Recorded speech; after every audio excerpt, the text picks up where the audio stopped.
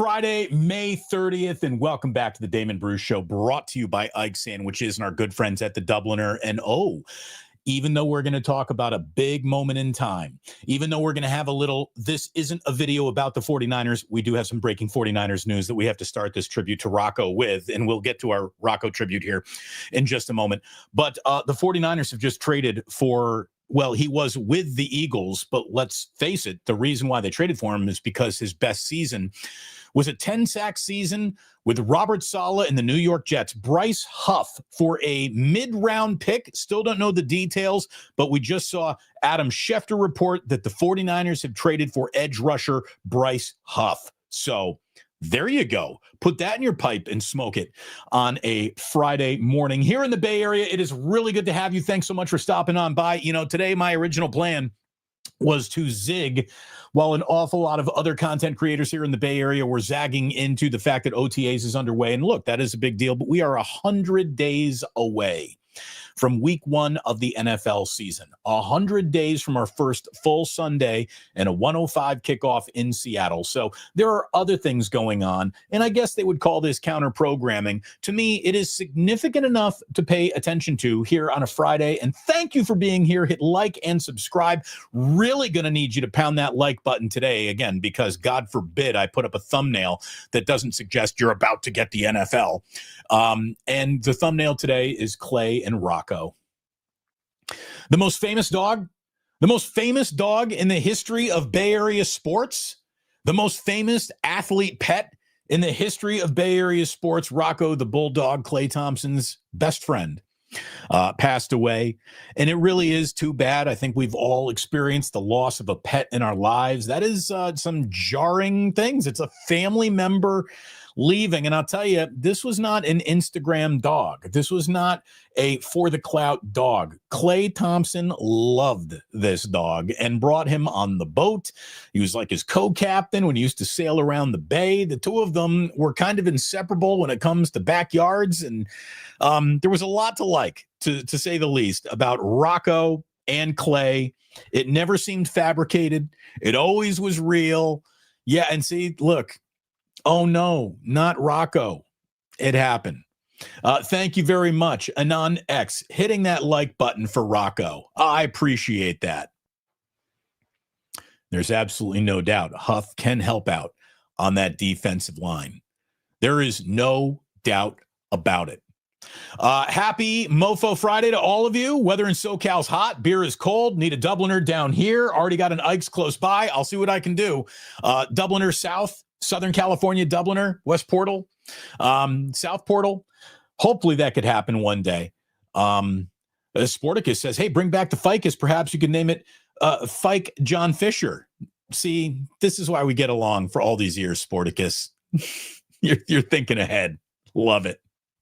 I wonder if the ficus is still at the old KNBR studio. I do too. The old KNBR studio, that's 2 studios ago. They've just moved. So I don't know where the ficus is these days, but we all hope that Rocco has crossed the Rainbow Bridge, and we certainly hope that yet another Jet landing at SFO is going to be what helps the San Francisco 49ers this upcoming season. A trade for Bryce Huff. Again, he got hurt when he got to Philadelphia and kind of got odd man outed quickly. So we'll see. We will see what he looks like. I did want to talk about an anniversary that we just sort of passed. There's a lot of looking back at moments and times in sports where you say, boy, that one moment in time changed everything. I honestly think we have one of the single greatest moment in times, had it not happened like that. The butterfly effect, would just be so radically different. And it's stunning to think about what would have happened if on May 28th, 2016, Klay Thompson hadn't hit 11 three-pointers in a Game-6 against the Oklahoma City Thunder. The amount of NBA history that changed in the moment that we met Game-6 Klay is staggering. It is so staggering that even though it was 9 years ago, it is literally affecting the NBA playoffs as we know them right now. Klay Thompson, a record-setting performance. The Warriors were down 3-1 in the series. They win Game 5 at home. They go to Oklahoma City for Game 6. This is you've just set the NBA regular season record for wins. You cannot lose this. And Thompson finished the game with 41 points, 11 threes. Warriors win the game by 7. And then the things that happened after that are still unbelievable and stunning. First of all, what happened to Oklahoma City in that moment is affecting the Thunder team that is going to be competing for an NBA Finals when Game 1 gets underway in Oklahoma City next week. Don't know who they're playing yet, the Knicks or the Pacers. Kevin Durant never leaves the Oklahoma City Thunder had the Thunder gone on to beat that Warriors team. Russell Westbrook is there still, maybe to this very day, along with Kevin Durant, had the two of them gone on to win a championship together that the Warriors prevented them from winning. The Warriors end up going to the finals, and instead of winning, LeBron James comes back from 3-1 down in that finals. Kyrie Irving hits the shot that gives Cleveland its first championship in basketball ever, and only championship. You've got massive LeBron legacy happening in that moment. You've got massive Kyrie Irving kind of becomes the man in that moment. I don't know if but for the moment that actually became Kevin Durant then leaving the Thunder to come to the Warriors, if that all spins together to Kyrie and Kevin Durant going to the Brooklyn Nets, for goodness sakes, and the ripple effect of that failed Nets experiment obviously casts a very, very wide net. Then you've got the fact that Steph Curry, having lost that NBA Finals, then gets to have the Hamptons meeting and the Hampton Five come about. Durant does join the Golden State Warriors. That dramatically affects the arc of the Golden State Warriors, the arc of Steph Curry.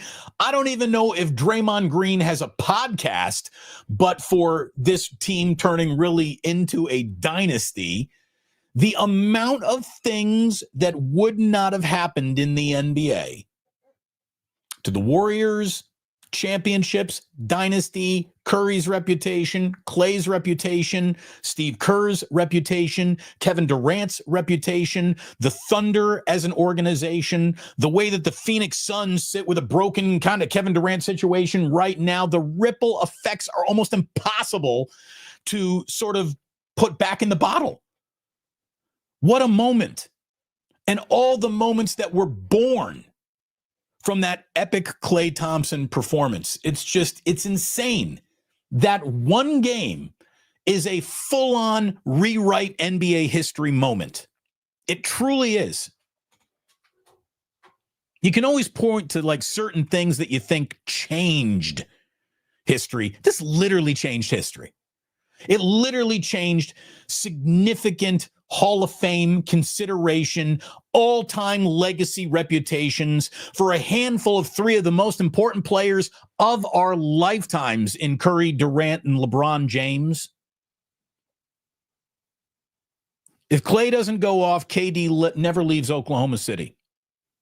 Again, LeBron doesn't have a chance to come back down from 3-1. Durant never ends up with Golden State. I don't even know if Joe Lacob has built Chase Center without all of that happening. Are the Warriors still at Oracle Arena?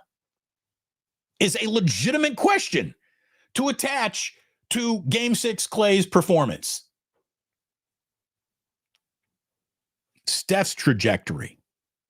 The overall business of the NBA, with the Warriors now being worth more than the Knicks, worth more than the Lakers. An unfathomable sentence from just a few years ago. We 100% needed to do this show to talk about this moment in time. Am I driving the looky-loos of all NBA, NFL information away with a Klay Thompson Rocco thumbnail and doing 20 minutes on Klay Thompson here? Maybe, but I don't care, because this is a massive moment in the history of sports, and it is a mega massive moment in the history of the Golden State Warriors. It changed everything. As much as drafting Steph Curry, Game-6 Klay Thompson changed everything. And rest in peace, Rocco. Hands down, the most beloved dog. Do I actually have in all the bobbleheads that I got behind me here? I got a couple Clays. I got like a Klay Thompson throwing a paper airplane Klay somewhere. Maybe Jack brought that upstairs and it's not here. I thought I had a Klay. I do have a Klay bobblehead like right there. Right. Hold on. How do I move out of the way? There's a Klay bobblehead. It's not the Rocco one. I think I got a Rocco Klay Thompson bobblehead. It's still boxed in here somewhere.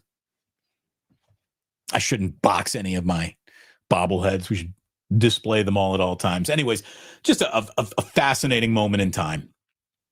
Again, the reason why I can take a breath from over analyzing whether or not Christian McCaffrey's running fast or not is because, first of all, that was already covered on a Wake Up with Larry Krueger already this morning. It's in the books.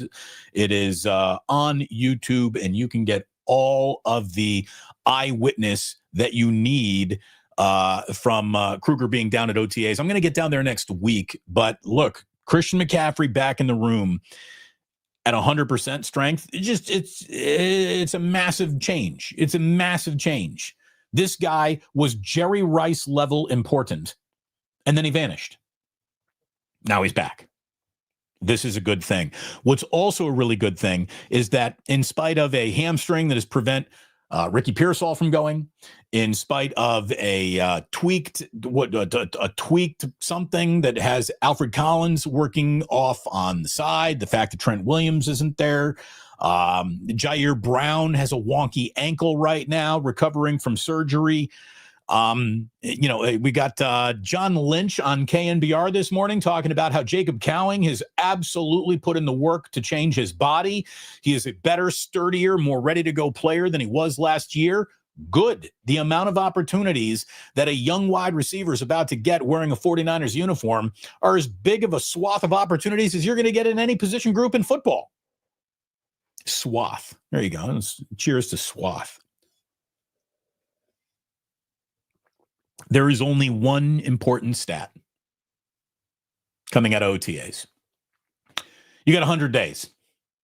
We are 100 days away from the first Sunday of football in the NFL, from right here, right now. 100 days and what? 2 hours. 2 hours and 100 days away from a 1:05 kickoff in Seattle.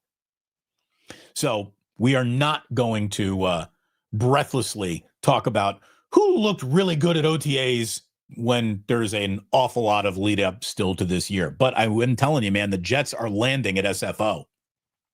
And I don't just mean commercial traffic. I mean New York Jets, former New York Jets, with Bryce Huff being traded for just before this show started today. This is yet another. Chaz Surratt, the linebacker that has followed now Robert Saleh and Brant Boyer. He's a special teamer. He, along with Thomas Morstead, who is now this team's punter because Mitch Wisnowski, au revoir. Mitch Wisnowski is gone. And the former Jets punter, the former Jets head coach, the former Jets special teams coordinator, the former Jets defensive end, the former Jets gunner, there are an awful lot of former Jets by design. Robert Saleh said, go get him. Brant Boyer said, go get him. Good. I mean, how often in the history of football has adding New York Jets been a really good idea? But in this case, it does sound like a good idea. We're not going to pretend that there's an awful lot going on a Friday where it's a gorgeous day outside. For those of you who did want to know, did I get my Grateful Dead tickets for August 3rd? Boom, boom. Yes, I did. Got those tickets. Ticketmaster actually coming through for your boy. That doesn't happen very often, but I have got my Sunday, August 3rd, Dead & Co. tickets Trey Anastasio band opening up. I'm putting the flag up right now for Safety Dan. Safety, you getting in there? We take the supers as they come. Fuji Simeon, always good to see you in here, Fuji. Thank you so much. He says it's crazy the Warriors are valued more than LA and New York. Not without Game-6 Klay, they're not. But isn't that incredible? It is absolutely incredible. Is John Fisher any closer to breaking ground yet? That's a trick question, right? Like, I feel like I should give you your $1.99 back there, Fuji Simeon, because you knew you were throwing it away just by asking that question. Good Lord. Riddy. Bryce Huff had the highest pressure rate in the NFL in 2023. Saleh knew how to use them. Watch Huff come out swinging. Not Aubrey Huff swinging, Bryce Huff swinging. Oh, there you go. Smiley Dan. I'm looking like a Friday night guy with Billy Strings. Be hard to not go. Never miss a Sunday show. Look, the first rule is never miss a Sunday show. The next rule is don't miss Friday or Saturday either. Jillian and I cannot swing 3 nights at 500 a pop. So we're not going to do that. But Sunday, we going, baby. Maybe we will high five at some point, some way, somehow. Let's see. What else is going on around football other than the news that the NFL is starting to think about what life might look like when Roger Goodell is no longer the commissioner? There is no real succession plan, but it's time to get one because Roger Goodell's not getting any younger. And look, what do you even really need out of your next NFL commissioner? It's almost as about too big to fail as you can find in not just sports, but all business. Like, as long as you don't have a massive gambling scandal, what could go wrong? I'm telling you right now that in the moment of a player actually dying on the field and everyone being horrified by it, we'll be back the next week. There's no level of on-field play, violence, concern about safety or health or anything that will ever drive away the audience. The next NFL commissioner, what do they need to do? They need to be the caretaker for a huge pivot in media, yet at the same time, the only lifeblood of network television is football. So network television will bend over a billion different ways to keep football around. Like, it's the one time where I guarantee you the NFL is so important to these networks that they're going to say, we can't. We'll be out of business if we lose the NFL to Amazon, to Netflix. Like, CBS might not fucking exist without football. So there is a huge, huge, huge necessity to keep that, which means the money will be thrown at the NFL as hard as humanly possible, no matter who's the commissioner. Again, too big to fail. So what do you really need to do as the next commissioner? You need to just make sure that the money pump stays on. Avoid gambling, controversies, and what could go wrong? Maybe expanding the league to 4 teams. Maybe that's on the next plate of things to do for the next commissioner. Definitely going to get an international game. I believe every single week there will be an international game coming soon. It's not just going to be a handful of weeks. It's going to be an every week occurrence. Like Thursday night football occurs almost every week now. An international game, I think, is coming almost every week. I think it's going to be very interesting to see who the next commissioner is and what they are even going to ask that person to really do. All they need to do is continue to keep the skids of business greased. And how much like elbow grease do you have to put on business around football? Who doesn't want business in football? Who is saying, no, don't want to invest there?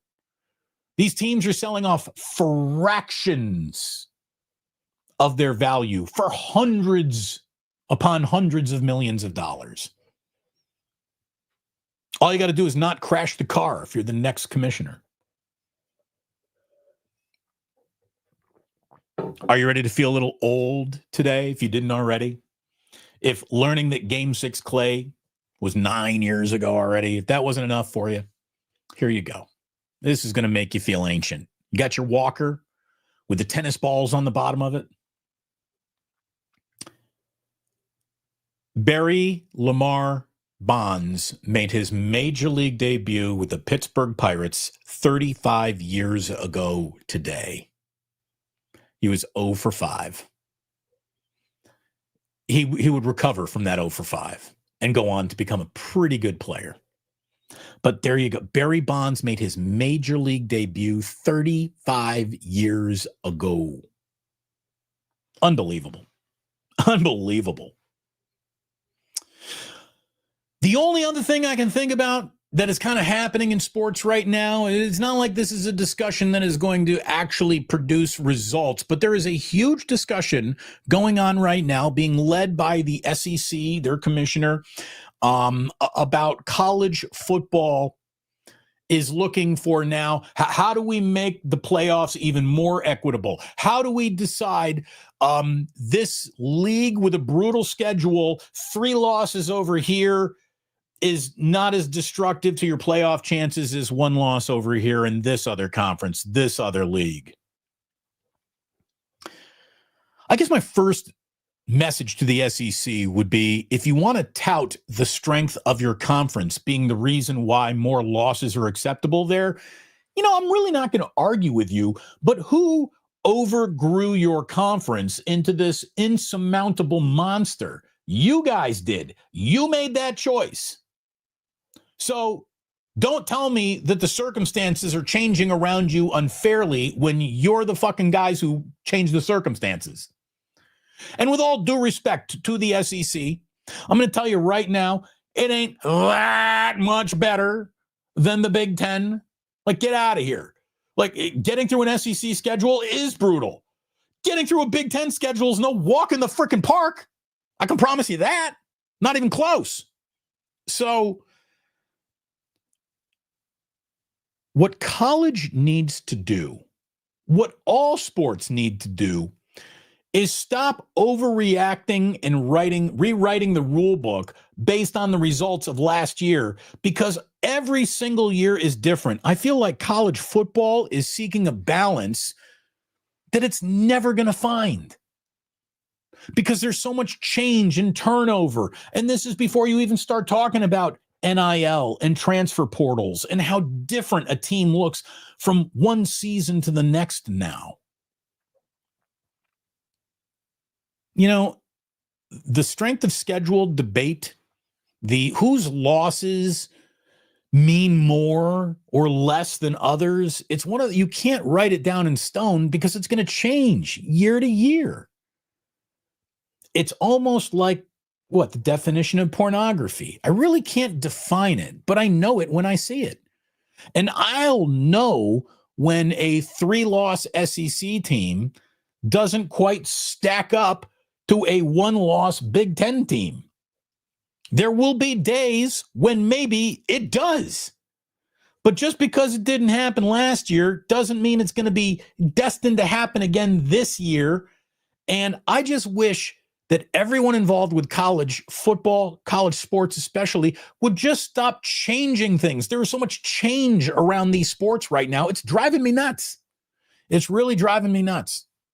So I wish that they would go ahead and just put a moratorium on radical change.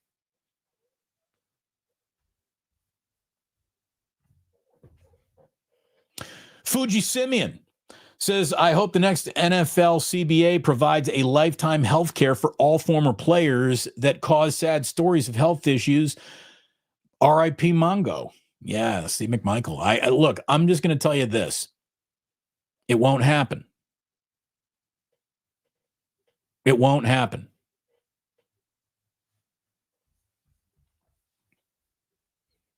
Did I get it wrong? Did I use my fat finger? It's 39 years ago. It's not even 35 years ago. Good God, did I think I got my fat finger touched the wrong button. Yeah. Just crazy. Crazy. Barry Bonds. All those years. Hey, the New York Knicks got a little bit of a pulse. I don't know how much I buy it, but I do know that the Indiana Pacers don't want to go back to Madison Square Garden for Game 7. So the next Pacers game is officially the biggest Pacers game in franchise history. It feels like they played 3 of those in a row now. Fuji, thanks for coming in. 3 supers from the Fuji. Not to mention all the generosity and wake up. So thank you, thank you, thank you. I'm going to mow my lawn. It is an absolutely gorgeous day. I said what I had to say. I spoke my piece. I got it off my chest. I needed to talk about Game-6 Klay and the butterfly effect of that moment, changing sports history as we truly know it. I don't know if Bryce Huff is going to change sports history, but maybe he is. Maybe this is the missing piece. Let's not put it too much on Bryce here, but I really like that trade. That is good. Vince knows what I'm talking about. We got sundress conditions out there. He also wants everyone to know Sparty up, Mountain West. Here it comes, baby. Let's go, Sparty. Let's go. Are you ready for a very short today in history? Not the most interesting day in history. As a matter of fact, we always start with birthdays. No birthday of any significance, as far as I was concerned, was even good enough to lead off. So I'm going to do something that I never do, is talk about somebody whose birthday it would have been, because this person was a huge part of my childhood and probably yours too. Today would have been Mel Blanc's birthday.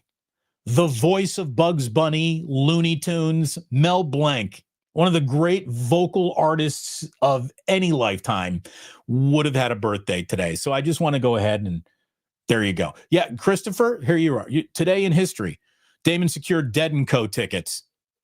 What I love is the Grateful Dead are playing on what will be their 60th anniversary show on my son's 6th birthday. Now, we will celebrate Jack's birthday on another day the following weekend, because then it puts his birthday and Ozzy's birthday are right in the middle. So we combine their birthday party into like presidents. We celebrate Lincoln and Washington at the same time. That's what we do with Jack and Ozzy. So very excited. Very, very excited. Today in 1431, they burned Joan of Arc at the stake. Pretty harsh. Pretty harsh. Happened in Normandy. Joan of Arc burned at the stake for heresy in 1431 today. In 1911, the inaugural Indianapolis 500 was run at the Motor Speedway in Indiana. By the way, the reason why they called that the Brickyard is because that used to be 2.5 miles of hand-laid brick surface. It's obviously paved over now. They still got that one strip of bricks that represents the start-stop line. But this is, I was having lunch yesterday, cocktails downtown, the Holbrook House. Love that place in San Francisco. Having cocktails with some friends yesterday, and I was saying, there's 2 things that you got to see with your own 2 eyes as a sports fan, whether you're interested in auto racing or horse racing. Everyone should go to an Indianapolis 500 but once in their life, and everyone should see a Kentucky Derby but once in your life. These are spectacles. This is Americana personified.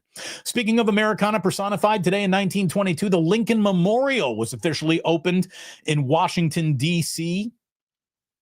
Speaking of tabloid America personified, here's a name that some of you will remember, others maybe not so much. This was right before, so I came out to, if I had still been on the radio, this would have been my 20th year in radio in the Bay Area. One of the last topics that I was covering before I came out in what was October of 2005 to become the sports phone host at KNBR. I was doing like news talk radio in Indiana, and one of the big stories was, do you remember Natalie Holloway? American student Natalie Holloway disappeared while on a high school grad trip in Aruba, and it was a guy named Jordan Vandersloot that they suspected might have known her last whereabouts, and turns out he allegedly killed her. But do you Natalie Holloway? Oh, it was a big story. Like one of the last big tabloidy stories that I ever had to cover before I'm just like, yeah, I'm just going to go talk about sports again. That was fun. Good choice. Let's see. What else do you really need to know? Not much else other than today in 2024, Donald Trump was convicted of 34 felonies. Boy, I wish people would have picked up what that was putting down. But it's way too nice to go Fiesta Politico. I just want to say thank you very much for tuning in today. We're not going to waste your time on a beautiful Friday afternoon. What a moment in time for Game-6 Klay. What a moment in time for Jets landing at SFO. I really, really, truly appreciate you being here today. Thank you so very, very much for the support, for watching, for hitting like and subscribe, for all of your views, all of your clicks, all of your comments. It means an awful lot. I thank you from the bottom of my heart.